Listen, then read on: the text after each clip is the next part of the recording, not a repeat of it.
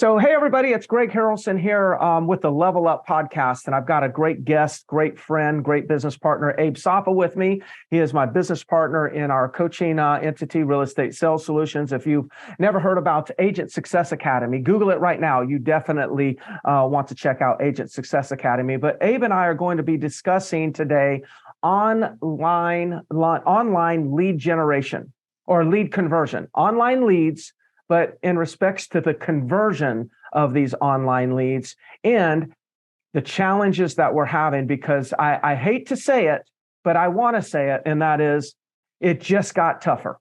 If we were challenged with conversion with online leads, I just want to share with you, it just got tougher.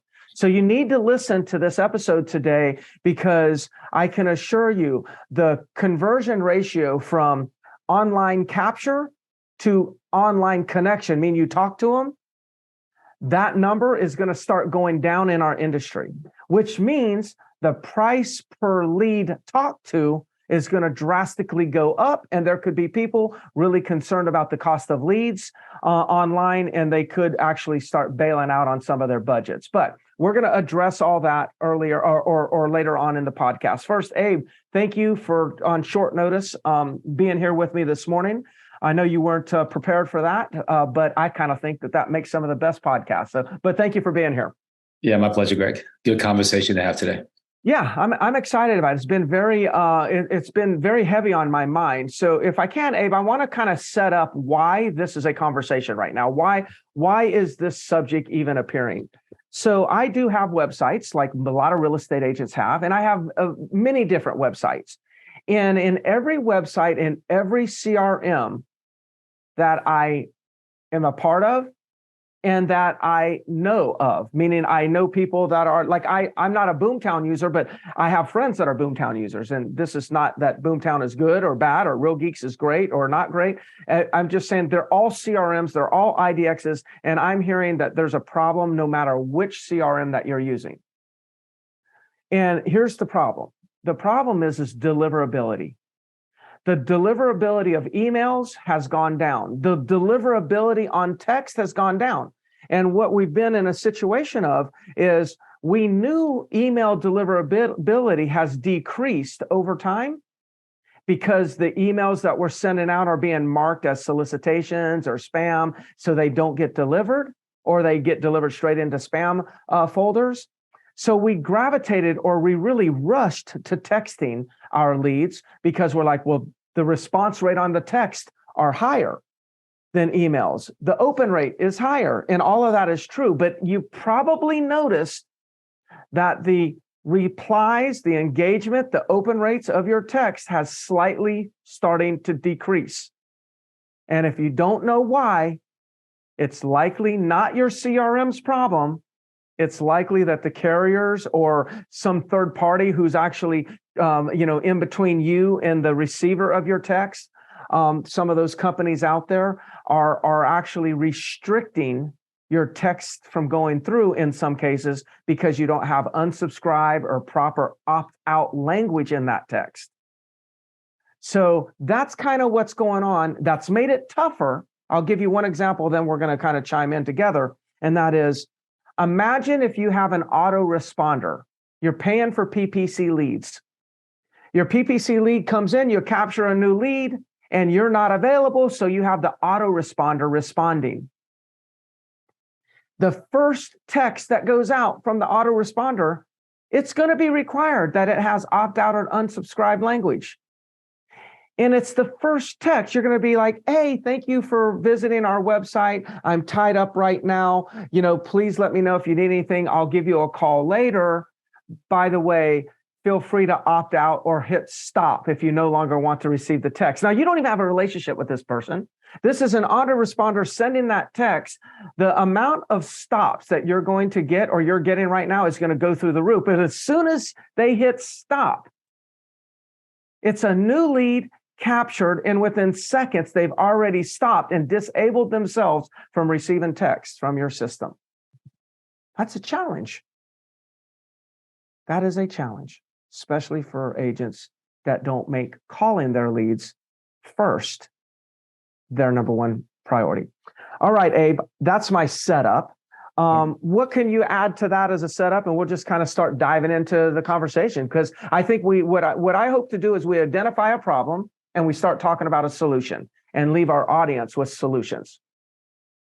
Yeah, I mean, that's a great setup, Greg. And this is an issue that's been happening. Yes. Right. So we hear so many complaints online because obviously we work with a lot of agents all around the country. And the biggest complaint is people are just not picking up the phone. And that conversation seems to be growing. It's like month after month, it's getting tougher and tougher. You have agents that are using like dialers, like a Mojo dialer or something, and they're tracking the number of calls that they make relative to how many people are picking up. And that number seems to be going down. So what's happening right now with and again, it's not the CRM, just like you said, it's the whole, the phone industry. Okay. Yes. So they're going through the evolution that the email service went through, which means they're getting smarter at filtering out spam because they just went nuts. Like, I mean, all the robocalls people are getting, all the mass text messaging people are getting, it was bound to happen. It was inevitable. Yeah. And that's what's happening right now. And it's not just real estate, it's everything. It's just anything having to do with phones and deliverability of text messages and robocalling, even just telemarketing, even if you're not a robocaller, just all those calls are being filtered heavier and heavier every single day. Yeah, is what's happening. Yeah. Yeah. And, we've never been fans of robocalling and stuff like that. I haven't even been a fan of dialers. I mean, those were just like, I don't know, 10, 15 years ago when I was really focusing on stuff like that. And so I think it's been slowly, transitioning, I guess it's been slowly transitioning to the point now where the consumer's lashing back and putting pressure on, whether it's the phone carriers, the servers for the emails, the in between, I keep saying in between because I don't really know what those are called, but like a Twilio and that type of thing. All of these people are getting very tight on what they're allowing to go through their systems, probably because of litigation and whatnot. And also, I think let's just think in my mind, or I think in my mind, they're trying to protect the consumer. Like a lot of you have gotten text that you're like, I get a text every day from some people trying to sell me health insurance. And it's crazy. Every time I say stop, I get another text, and stop, I get another text. It's like they have these rotating numbers, I'm assuming. And it's annoying. I can't get rid of them. And at some point, I think people are getting tired and they're calling their phone carrier and say, look, if you don't stop this from going through, I'm going to change my service and I'm going to go with Verizon instead of T-Mobile or instead of AT&T. So they're getting pressure, and so they're putting in restrictions.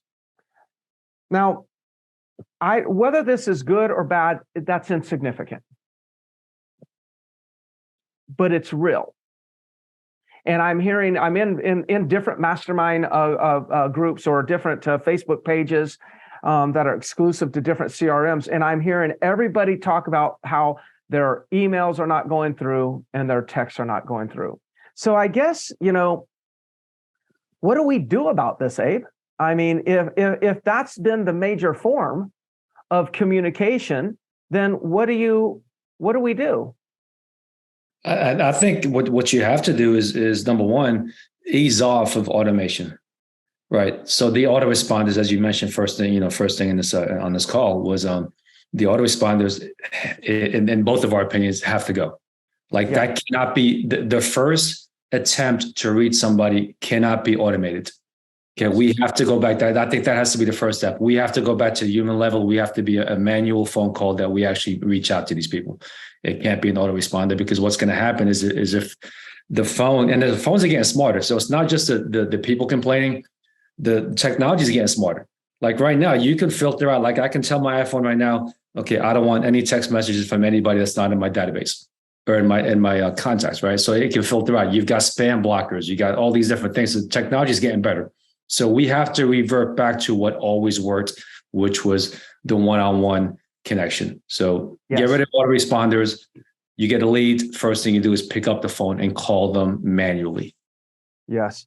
Yeah. And so we've been saying, I'm saying, and I think you agree that we haven't really, we've been telling people don't use autoresponders. And the reason why we've been saying don't use autoresponders even before this conversation is because people can detect that it's not genuine, that it's not authentic. And I always thought the first connection that you make with somebody needs to be authentic.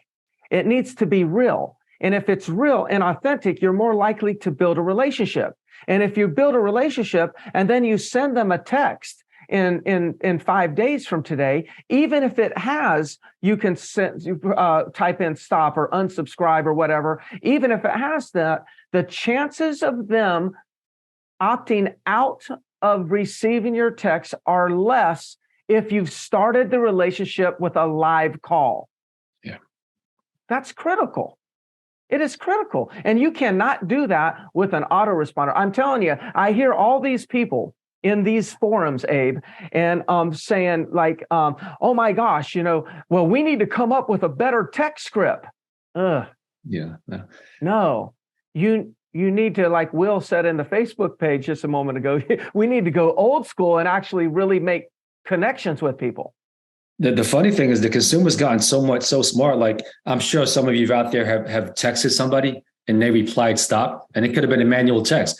So they've gotten trained to just reply stop to any text message, and it's going to stop like 90% of the text messages coming in, right? So the consumer's getting trained on this kind of stuff just from being bombarded with calls. So yes, the first attempt has to be a manual phone call one-on-one. Yes. 100%. And again, so here's a couple things that I believe is going to happen when we follow this advice. Number one, you are going to make a stronger connection. You're probably going to set more appointments. You're probably going to convert more leads by making the phone call, because all of us have been hiding behind the technology. Well, now all of a sudden, everyone that's been hiding behind this technology, it's kind of like, when the tide goes out, you see who's swimming naked. Well, we're going to see who's swimming naked now. When the technology gets stripped away, it's going to see which agents are going to be able to go out there and still figure out how to keep their business moving. Because there are a lot of people, Abe, that they're just using spam texting and spam emailing as their form of lead generation. And they are panicking right now.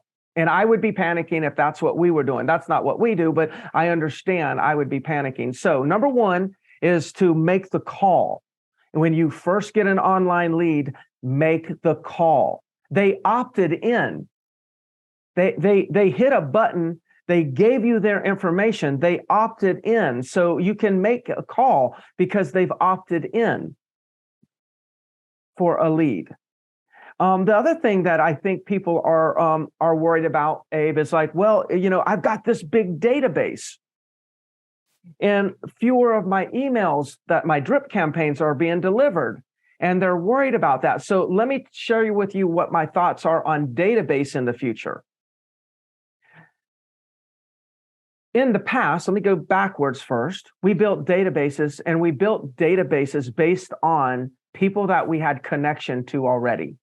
We already had a connection, so we were going to enhance our relationship with our connections by putting them in a database and systematically dripping on them with automation. But they're people that we already had. And we had tremendous results with growing production and growing our business by doing that. And then I think what happened is the industry got a little bit loose. Then all of a sudden said, well, that seems to work. What if I just upload 1,000 people to the database of random people? And I just spam them with texts and emails. That became something, I believe, that became very popular in the industry. We went from focusing on a quality database to focusing on the quantity of a database. And when we focus on quantity, we also move from authentic content to one-size-fits-all email blast. So a mistake, or something that I feel we're going to have to reverse, is we have to go back to, as an industry, focusing on building a quality database. A quality database.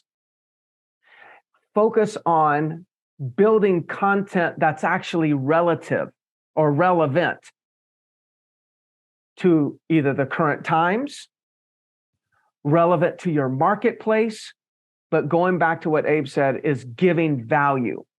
So people do not opt out if they experience value from what you're sending. But it's going to be hard for you to get masses of amounts of people to experience value. So we need to go deeper on a smaller database versus broader on a larger database. Thoughts on that, Abe? Yeah, absolutely agree on that. So if you're a brand new agent, that's easy, right? You're starting from scratch, build a database, focus more on quality than quantity, build it right, segment it. Now, if you're out there and you've been in the business a while, or if you accumulated a big database, look, we're not saying throw it away, but you need to really dive in and segment it. So research shows year after year between 6 to 8% of everybody that owns a home is going to be selling in the next 12 months. So you need to know which 6 to 8% in your database is selling in the next 12 months. So you need to dive in, filter those people out, and kind of segment them on their own. So you at least have a database within a database, and then really focus in on those 6 to 8% of the people and give value and connect with them. That's something that has to be done. Another thing that I think needs to be done, Greg, is once you make the contact with that person, right? So instead of an autoresponder, you call somebody and you make that contact with them, and you have to connect with them, of course, okay? But you've got to get yourself into their cell phone. So one of the things I always do is like, look, as soon as we talk, we have a good conversation, we make the connection. I'm like, look, what I'm going to do is I'm going to text you from my personal cell phone, assuming I call them from a different line. If I call them from my cell phone, I'm just saying, look, I'm going to text you my full contact info. Please just save this in your phone. So you want to get in their cell phone as a contact. Now that helps eliminate a lot of this being sent to junk later on, being sent to spam, and it also creates the beginning of that connection. If they're willing to add you to their contact list, they must have at least liked something that you said. Yeah, I agree. So you said this the other day, and I liked it, but I like it even more now that I'm hearing you say it again, because I think of myself. Anytime I receive a text, and just about every text that I've received so far since 5 a.m. was my first text that I received. Every text that I've received so far today, it's been from somebody that I have saved into my phone. I've received no random text, meaning I've received no text from anyone so far today that hasn't been plugged into my phone. And so I'm way more likely, the likelihood that I'm ever going to hit stop or unsubscribe to one of my contacts, that's not going to happen. I'm going to say stop to when as soon as I see a text come in from 910-421-1234, I'm immediately thinking, who's this? Like my whole thing, who's this? I'm almost like, you better prove that you're legit. Just before I even tap on the text and read it, I'm already thinking this is spam because it's not a saved contact. So I really like what you're saying there. I think that's a huge solution. So I guess, Abe, how would we do that? How would we ask that? Well, let me go a little bit further on that too, Greg. So the first time you text somebody on your phone, and you're not in their contacts, on the bottom of the message, it'll say report junk. So when I said the technology is getting smarter and smarter, that's what I'm talking about. So it'll say report junk. Now, if that person replies, that message no longer pops up anymore. Right. So like you said, I spoke to you today. I said, look, Greg, it's great talking to you. Look, what I'm going to do is I'm going to drop you my contact information. I'm going to text that over to you right now from my personal cell phone. This is the best way to reach me. A lot of times I'm out of the office in my car or whatever, but this is the best way to reach me. So please just save this number in your phone. Anything you ever need, feel free to call or text me at any time. So then I'll text it to them. That message comes up, report junk. They don't. They reply back, got it. They save me in their phone. Now, what's going to happen? I text them 3 months from now. It's not going to pop up as report junk because we've already communicated. And they save me in their phone and they see it's Abe. Just like you said, if you see someone in your contacts show up as a text message, number one, you're not going to report it as spam. Number two, you're more likely to look at it and reply to it. Yeah. Now, if I don't do that right now, if I don't get myself in your cell phone and we have a great conversation, you don't hear from me again for 3 months, and I text you from my cell phone 3 months from now, you're not going to know who it is. That report junk pops up. You might just hit it just for the sake of, I don't remember who Abe is anymore. So the moment you make that first connection is when you've got to get in there as a contact, make that initial connection and get in there as a contact. Man, we've all got to do this. We've all got to do what Abe just said. And you know what? You're right, Abe. Like in 3 months, if you were to text me and I've received 10 other spam texts from real estate agents, I'm thinking you're just one of them. It's going to be so hard for me to remember that we actually had a previous connection. So that's brilliant. You know, one of the things that you can do is he gave you a script. I'll just take another run out of script and just say, hey, Abe, you know what? Before we get off the phone, I just wanted to mention one thing. I'm going to send you that information that you're requesting, but can you also save me in your contacts? It's Abe Sapa or it's Greg Harrelson. Save me in your contacts. I know there's probably a lot of real estate agents that send you a lot of spam, and I'm not one of those agents. So I just want to make sure that you have me saved so you know that it's I'm not one of them. I'm not sending you a bunch of junk. You could just say something like that. Make the attempt. If you make the attempt, not everybody is going to save you in their contact, but I promise you more people will save you as a contact if you ask them to than will save you as a contact if you don't ask them to. That's just I know that'll prove to be factual. Okay. And if they don't save you on the spot, guess what? They're not going to save you 3 months down the road. You're automatically going to be spammed. So you got to do it up front. Yeah, you got to go for it. You got to go for it and start doing this now. The other thing is I fall back sometimes to like things that I've heard and with Gary V. And I think I've got there's the book right there. I've got a book from Gary Vaynerchuk called Jab, Jab, Jab, Right Hook. And we got to go back to this concept. And now jab, jab, jab, right hook. For those of you that are not familiar with the concept, in boxing, jab, jab, jab, you're setting up your opponent and softening them up so you can send a right hook and knock them out. That's boxing terminology. Well, in marketing, it's really like we could change those words to give, ask. Make sure that your first call, your first text is giving them something. I'm going to make this one up because I know people are not, in my mind, I know people are not going to hit spam on me or junk on me if I do this. I call somebody.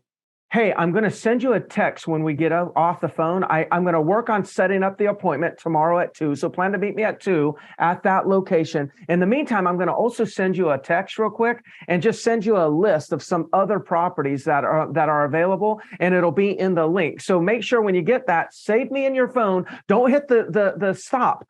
Don't type in stop because you won't be able to get those deals. But just please go ahead and just know that I'm going to send that to you.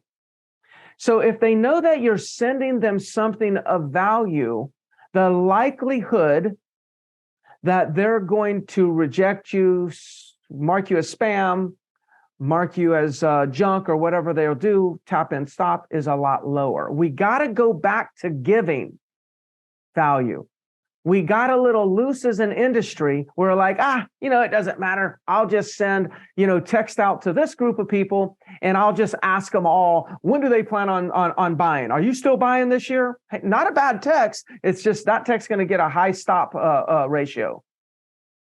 The text that would be better probably right now is like, hey, I'm not sure if you're still buying, but just in case, I wanted to send you a link to some available foreclosures.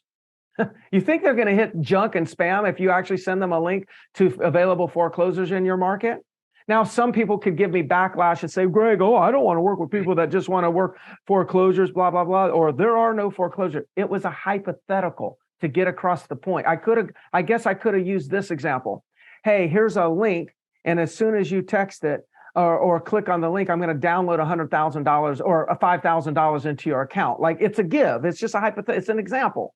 People are just they're going to appreciate you giving them something. And if they know that you're the person that's constantly giving them value versus trying to take their value, how do you take value away? You take their time away from them and don't give them anything in return. And that's what we've been doing with our communication. We've been takers as an industry. We've been taking people's time. We've been demanding their time and not giving them any value in return. Now, we need to flip this switch, is that we need to give our time in the form of value. The game has changed. And we're going to, and let me tell you, there will be a lot of survivors, and there'll be a few people that won't actually change and they're going to suffer. There'll be nobody that can just sit here and ignore what's going on in our industry right now. Final thoughts? Yeah, the ratio of give to ask should be 3-to-1, if not 4-to-1. Like you shouldn't I try to never, ever ask someone if they're looking to sell or buy back-to-back messages. And it's so easy with your CRM right now. You keep notes. And if you know the last message that went out or the last call was asking if they want to sell, then make sure the next one's something different. Yeah. Even if it's just about the mortgage rates, even if it's like, hey, have you paid it? Just want to make sure you're paying attention to the mortgage rates. They're down 1.5 points in the last 3 months. Just want to make sure you knew that. Just something like that. Give them some sort of information, the news article you saw about the housing, anything at all, other than just, hey, just want to check back in, see if you're ready to look at property or if you're ready to sell. Like you can't just go back to that over and over. Yeah, I agree. Well, Abe, I think that we've hit on this subject pretty good. We went pretty deep on it. I hope those of you that are listening, you found some value in this. And for those of you that are listening on the Level Up podcast for the first time, hit subscribe. Don't hit stop. Hit subscribe if you've actually experienced some value, and just ignore me if you actually feel like Abe and I are not delivering value. And those of you that are on our Real Estate Sales Solutions Facebook page, thank you for tuning in. If you have questions, feel free to put them in the comment section, and we will get to those questions.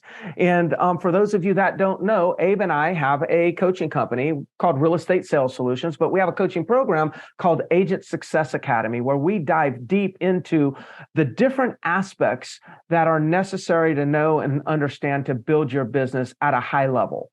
And so these are conversations that we have, but we go much more deep. We also open up the hood and kind of give you our ideas on what we're doing in order to navigate through the changing markets in hopes to help you all. So there'll be a link, below for Agent Success Academy. Feel free to check us out. We'd love for you to join us.